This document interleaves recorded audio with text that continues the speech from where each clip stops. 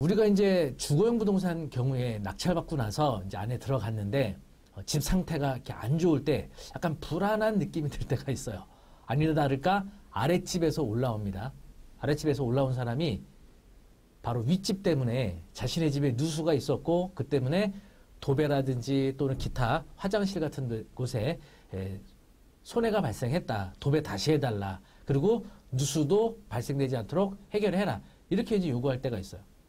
사실 나는 낙찰받기 전에 이런 내용을 몰랐고 또 낙찰받고 나서 이런 사항을 알게 된 건데 과연 이전에 누수로 인해서 아랫집에 발생된 손해를 과연 낙찰받은 사람이 배상을 해줘야 되느냐 이런 이제 분쟁이나 다툼이 생길 수가 있겠죠. 자, 그러면 이 부분에 대해서 아래층의 누수의 책임은 누구에게 있으며 이게 매매로 거래됐을 때는 누구에게 책임이 있고 또 경매로 낙찰받은 경우에는 누구에게 책임이 있는지 이 부분부터 하나씩 알아보도록 하겠습니다. 자, 일단 그 민법 758조를 보시면은요. 공작물 등의 점유자, 소유자의 책임이라고 되어 있습니다. 1항을 보시면 공작물의 설치 또는 보존의 하자로 인하여 타인에게 손해를 가한 때는 공작물의 점유자가 손해를 배상할 책임이 있다. 그 해당 부동산을 점유했던 사람, 즉 그 사람이 손해를 배상해야겠죠. 그러나 이 점유자에는 뭐 임차인일 수도 있고요. 그렇죠? 네. 기타 점유자가 있을 수도 있죠. 점유자가 손해 방지에 필요한 주의를 해태하지 아니한 때는, 그러니까 점유자로 인한 원인이 아니라면 소유자가 손해를 배상할 책임이 있다라고 되어 있습니다. 다시 말하면 아래층에 대한 손해는 점유자가 하는 게 원칙이지만 점유자의 어떤 원인이 아닌 경우에는 소유자가 부담해야 됩니다. 다시 말하면 임차인의 과실로 인해서 그런 문제가 발생했다면 임차인이 그 부분을 해결해야 되겠지만 사실상 대부분의 누수에 관한 문제는 그 건물의 물리적인 하자로 인해서 이런 그 문제가 발생하기 때문에 대부분 소유자가 이 부분을 해결해야 될 경우들이 많이 생깁니다. 자, 그러면 소유자가 이제 그 부분을 해결해 주면 되겠죠. 다만 여기서 소유자가 해결을 하되, 자, 소유자라고 해서 무조건 그걸 해결해 줄 건 아니죠. 이 누수의 원인이 전용 부분으로 인해서 발생된 누수냐, 공용 부분에서 원인 발생이 돼서 누수가 생기고 있느냐, 이 부분이거든요.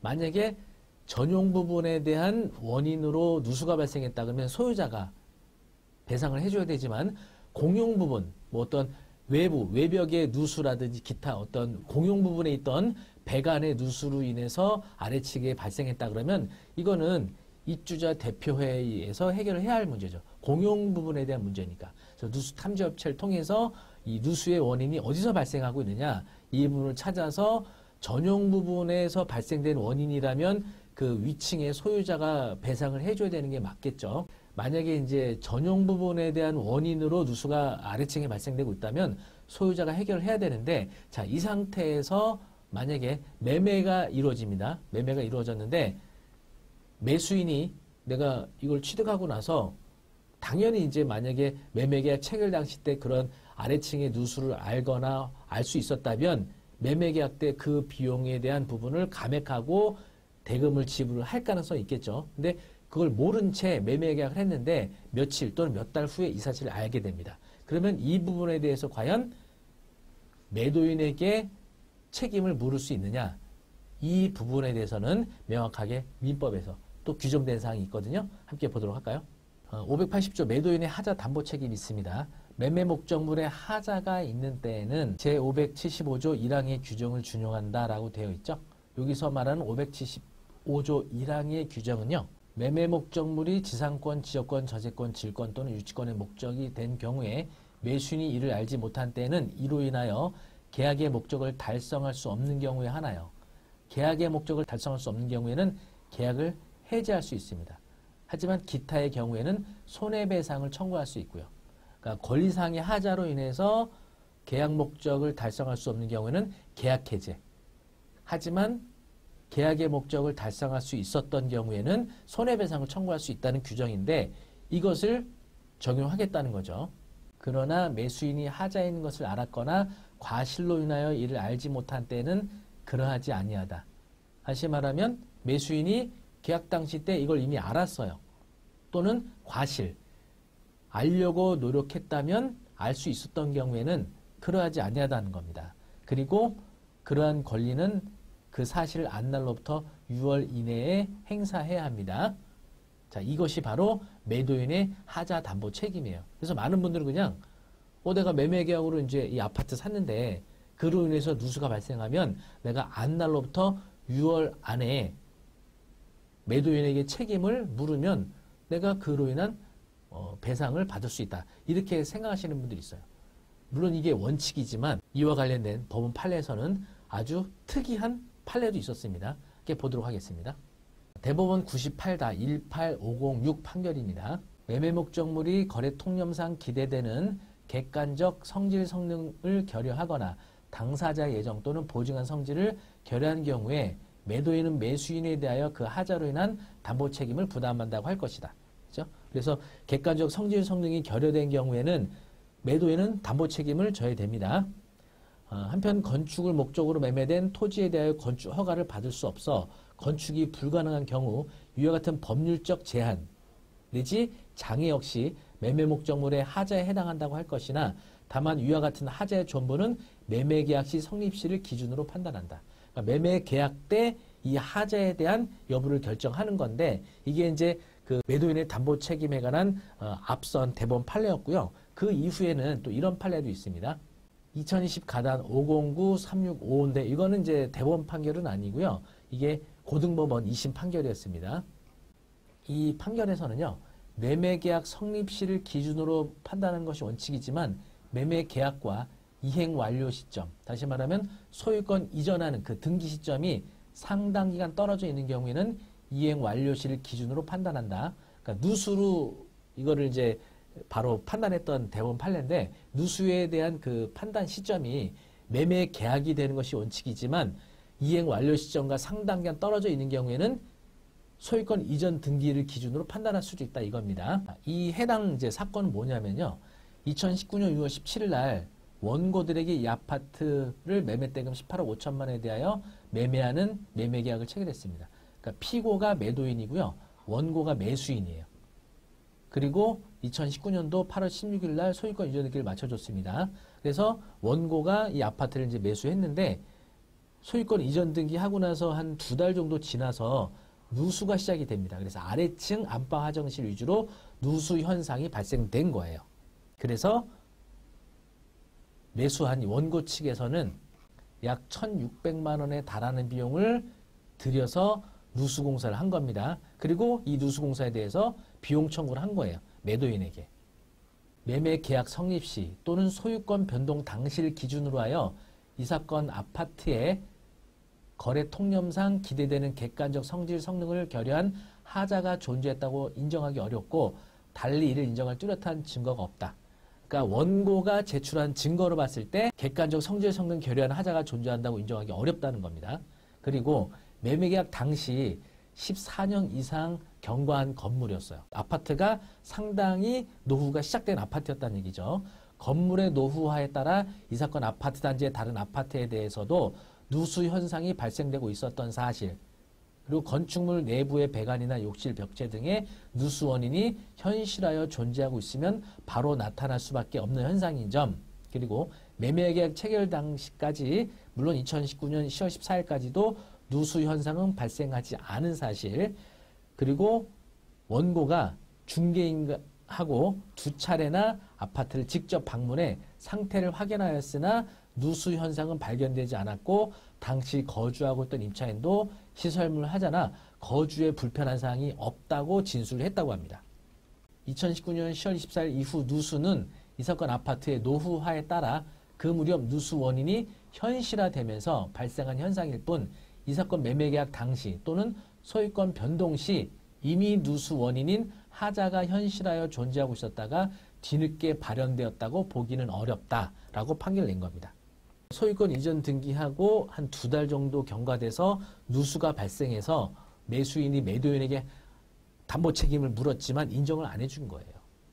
왜냐? 이거는 노후화가 14년이 돼서 이 정도 아파트면 누수가 언제라도 발현될 우려가 있는 아파트이기 때문에 매매계약과 소유권 이전 등기 때는 분명히 누수가 없었다는 거죠. 그 당시 때는. 그리고 매수했던 사람이 직접 2차례나 방문해서 아파트를 살펴봤다는 얘기예요. 그때 누수가 없었잖아요. 그리고 2달 이후에 누수가 시작된다는 건 그 원인이 매매계약이나 소유권 이전 등기 이전의 원인 때문에 누수됐다기보다는 노후화 때문에 이런 일들은 언제라도 발생될 수 있는 거다라고 해서 매도인의 담보 책임을 인정하지 않았던 판례입니다. 자, 그러면 매매에서는 이런데 경매에서는 어떠냐? 그렇죠? 경매로 낙찰받은 경우에 자, 이런 경우에는 과연 아랫집에 누수를 일단은 뭐 고쳐줬어요. 내가 1,500만 원 들여서. 그러면 이 부분에 대해서 매도인의 담보 책임을 근거로 채무자에게 청구할 수 있느냐. 이 부분인데 일단 이 규정도 한번 보도록 하겠습니다. 자, 아까 580조 매도인의 하자 담보 책임 2항을 보시면요. 전항의 규정은 경매의 경우에는 적용하지 아니한다. 매도인의 담보 책임에 대해서는 특히 매매 목적물 하자가 있을 때 권리 하자는 가능해요. 채권자라든지 또는 채무자에게 손해배상 청구가 가능하지만 매매 목적물의 이 하자라는 건 물리적인 하자를 포함하는 것을 말하는 건데 경매의 경우에는 이런 매매 목적물의 물리적 하자로 인해서는 담보 책임을 적용하지 않는다. 다시 말하면 경매당한 이 채무자가 매도인이 경제적 능력이 없어서 경매를 당했는데 이거를 책임을 져줄 여력이 없는 거잖아요. 그래서 경매의 경우는 아예 민법상으로 매도인의 하자 담보 책임 자체를 인정하고 있지 않은 겁니다. 자, 그러면 내가 비용을 들여서 수선을 하고 나서 매도인인 채무자에게 청구하지 못하도록 하고 있다면 뭐 해봐야 의미도 없겠지만 그러면 내 돈으로 고쳐줘야 되느냐? 자, 이 부분에 되게 중요한 건데 결국은 매도인에게는 담보 책임을 물을 수 없다면 내 돈으로 고쳐줘야 되느냐? 여기서 아까 말씀드렸죠? 이 공작물의 어떤 하자로 인해서 타인에게 손해를 가한 때는 그 점유자가 책임을 지거나 아니면 점유자가 책임이 없는 경우는 소유자가 책임을 묻도록 되어 있는 건데 이 누수의 원인의 발생, 그죠? 누수가 내가 낙찰받고 대금 납부 이전에 소유권 취득하기 전의 원인으로 발생된 누수로 인한 손해는 그 당시 소유자에게 청구해야겠죠. 당연히 채무자가 되겠죠. 하지만 내가 소유권을 취득한 이후로 발생된 누수로 인해서 어떤 누수는 낙찰받은 사람이 책임져야 된다는 얘기죠. 그러면 지금도 계속 누수가 발생하고 있다면 낙찰받은 이후에도 그 누수는 해결을 해야죠. 그 누수는 해결해야 합니다. 그 이후에 발생되는 누수에 대한 책임은 낙찰자가 손해를 배상해야 하니까. 하지만 누수공사를 통해서 더 이상 누수가 발생하지 않는다면 내가 소유권 취득하기 이전의 원인으로 누수로 아래층에 하자가 발생했다면 이것은 낙찰받은 사람의 책임이라고 할 수는 없겠죠. 사실 이와 관련된 직접적인 판례는 없지만 이와 같은 겁니다. 만약에 우리가 위반 건축물이 있는 부동산을 취득했어요. 경매로. 그러면 내가 취득하기 이전에 이행강제금은 내가 승계하지 않잖아요. 그 부분은. 그렇죠? 바로 그 부분은 전 소유자에게 부과된 것이잖아요. 전 소유자가 납부할 의무가 있는 거고 내가 대금 납부를 통해서 소유권 취득하게 되면 그 이후에 발생되는 이행강제금은 낙찰로 취득한 매수인이 부담을 해야 한다는 요 취지와 비슷하다고 보시면 되겠죠. 다만 그 아랫집에 그 누수가 전용 부분의 원인으로 인해서 발생되고 있는 것이냐 공용 부분에서 원인이 발생된 거냐에 따라 책임 소재가 다르겠지만 공용 부분에 대한 책임이라면 입주자 대표회가 그 부분을 해결해야 할 것이고 그리고 만약에 전용 부분의 원인의 책임이라 그러면 전 소유자, 채무자의 책임이라고 봐야 된다는 겁니다. 이런 게 있을 수 있겠죠. 내가 이제 누수 탐지업체를 불러가지고 누수 원인을 찾아서 해결했다고 공사를 했어요. 공사했습니다. 그런데도 누수가 잡히지 않아서 아랫집에 계속 누수가 발생합니다. 그럼 결국은 도배가 그 누수로 인해서 오염되거나 손해가 발생했을 거 아니에요. 그러면 그 부분에 대해서는 어쩔 수 없이 결국은 이전 원인으로 인해서 발생된 손해까지 포함해서 결국은 도배를 다시 해줘야 되는 문제가 발생할 수가 있겠죠. 그래서 누수를 내가 완벽하게 잡았다면 이전의 누수 원인으로 발생된 것은 책임을 안 져도 될 것으로 저는 봅니다. 이건 제 개인 의견이에요.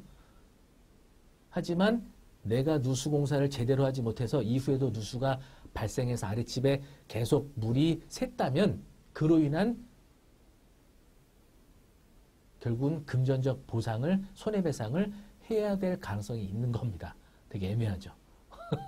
그래서 비용에 따라서 그래서 비용이 많이 나오지 않는 범위라면 그냥 아랫집과의 원만한 관계를 위해서 내가 그냥 해결해 줄 수 있지만 아랫집의 그 누수로 인한 손해 범위가 매우 상당하다면 이건 좀 고민해 볼 만하지 않을까요?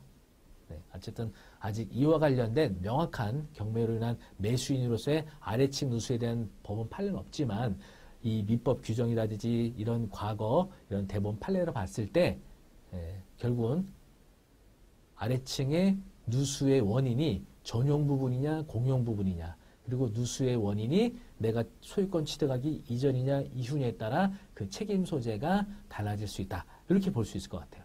여러분이 낙찰받은 이후에 아래층 또는 뭐 옆집 이런 부분에 어떤 이런 누수 관련된 부분 때문에 분쟁이 자주 생기는 거로 저도 알고 있고 저도 그런 경험을 실제 했던 경우가 있습니다. 자, 여러분들이 원만한 해결을 원칙으로 하되 어쨌든 이런 법적 원칙에 따라서 잘 마무리를 짓기 바라겠습니다.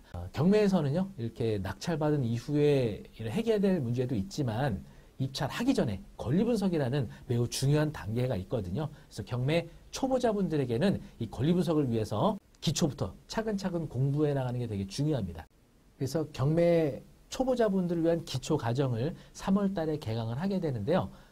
주간에 시간 되시는 분들은 롯데백화점 강남점 문화센터에서 매주 화요일 오후 1시부터 3시까지 총 이론 수업 4번 그리고 실제 입찰을 진행하는 법원 현장 학습 1회 이렇게 진행이 될 겁니다. 그리고 사업하시거나 직장 다니시는 분들은요.